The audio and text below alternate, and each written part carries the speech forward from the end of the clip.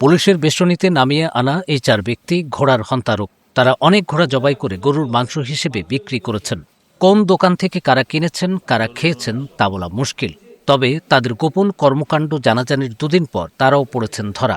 এই 4 অদ্ভুত কসাইকে এখন বিচারের মুখোমুখি করা হবে।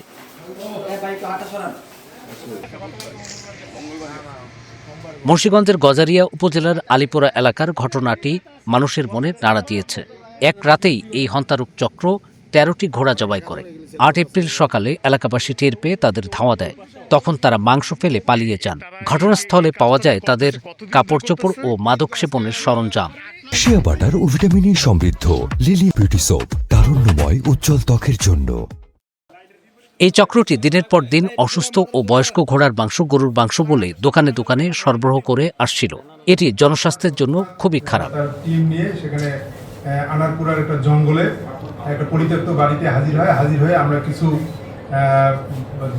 পশু জবাইকৃত মাংস উদ্ধার করি। এগুলো মূলত ঘোড়ার মাংস।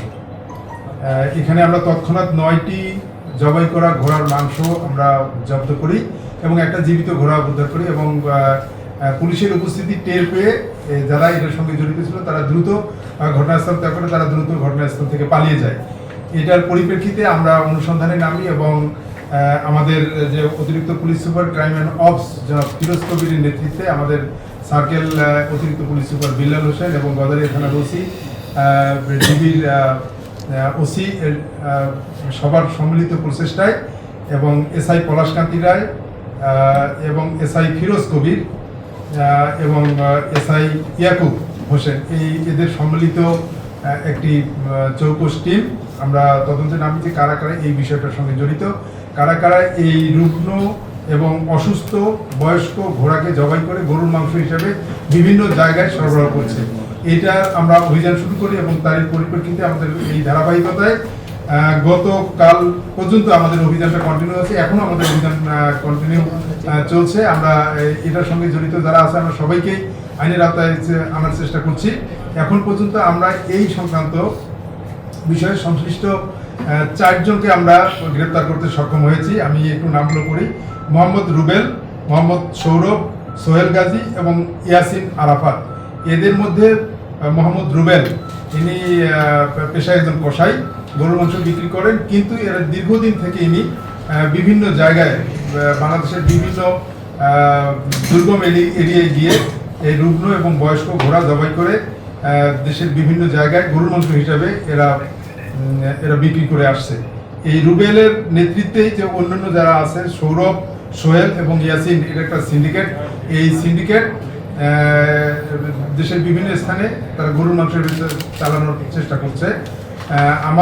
আমরা আপনাদের সামনে উপস্থিত হয়েছি এই কারণে যে এই বিষয়টি একটা গুরুত্বপূর্ণ বিষয় এবং একটা সচেতনতামূলক একটা বিষয় যে বাংলাদেশে গরুর মাংস হিসেবে অনেক জায়গায় কিন্তু ঘোড়ার মাংস বিক্রি হচ্ছে এবং সেই ঘোড়াগুলো খুবই রুগ্ন এবং অসুস্থ এবং বয়স্ক ঘোড়া এবং এই জবাইকৃত 9টি ঘোড়ার মধ্যে একটা ঘোড়ার পেটে বাচ্চা পাওয়া গেছে। একটা ঘোড়া আমরা জীবিত অবস্থায় উদ্ধার করতে পেরেছি এবং তৎক্ষণাৎ আমরা এটা জব্দ করে প্রাণী সম্পদ কর্মকর্তার হেফাজতে আমরা দিয়েছি এবং যে আমরা তৎক্ষণাৎ পশু সম্পদ কর্মকর্তার কাছে জমা দিয়েছি যাতে এটা ধ্বংস করা হয় এবং এটা পরবর্তী পরীক্ষা নিরীক্ষার জন্য রাখা হয়। আছে এখনো অভিযান চলছে, কয়েকটা টিম আমাদের কাজ করছে। এর সঙ্গে আরো যারা যারা জড়িত আছে তাদেরকে আমরা দ্রুত গতিতে আমরা আইনের আওতায় নিয়ে আসবো এবং যদি আমরা তাদেরকে আইনের আওতায় আনতে পারি তাহলে আপনাদেরকে আবারও আমরা জানিয়ে দেবো।